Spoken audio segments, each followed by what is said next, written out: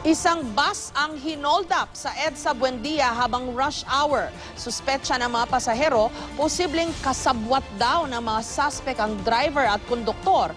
Bagay na iniimbestigahan na. May report si Emil Sumangil.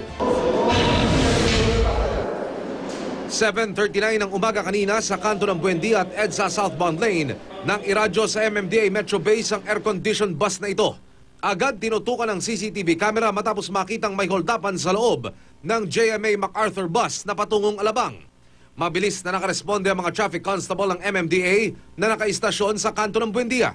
Agad ding pinahinto ang kasunod na Jasper Jean bus nang ituro ng mga paserong biktima na lumipat daw ang patakas na isa sa mga holdupper.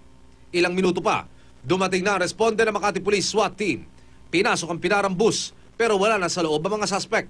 Ayon sa responding MMDA traffic enforcers, posibleng bago pa man sumapit sa kanto ng Buendia ang bus, nakababa na ang mga holdupper. Advice nung pasahero na may nakita sila na tumawid pa northbound. 3 silang tumawid. Kinilala naman ng mga biktimang pasahero ang dalawang suspect na miyembro raw ng kilabot na Anyover Abraham Katipunan Robbery Hold-up Group. Magkahiwalay daw na sumakay ang dalawang suspect. Sa kalagitnaan po ng EDSA papuntang Buendia, may nag-declare nga po ng hold-up. Natangay daw lahat ng suspect ang kagamitan ng mga pasahero. Sinaktan pa raw ang mga biktima na pumalag. Pero duda ang mga pasahero sa naging kilos umano ng bus driver at konduktor. Ganyan sila, nakatingin lang sila, wala lang. Samantalang yung lady guard daw po pala, nasipa niya yung barel. Di sapat po nagawa na niya ng paraan yung dalawa. Wala po tapos wala, on the go, tuloy-tuloy pa. Tapos nung sinabi, sa amin pa po sa amin ng galing mga pasahero, kuya maganap ka naman ng pulis, itabi mo na muna. Go pa rin po siya.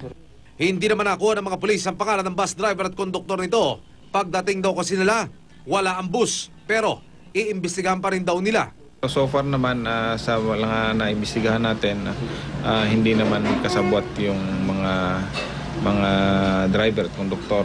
Pagkos kuminsan siyempre sa safety na rin nila, araw-araw sila dyan. Nababahala rin ang mga otoridad sa mapanghas na pag-operate ng mga suspect dahil morning rush hour kanina ng umatake. Panawagan ng MMDA sa mga bus. Ang nakikita ko dyan, pag may sitwasyon talagang ganon, itabi. At kung maaring ilapit sa mga traffic enforcers natin, may mga radyo naman yan, o sa kapulisan. Emil Sumangil, GMA News.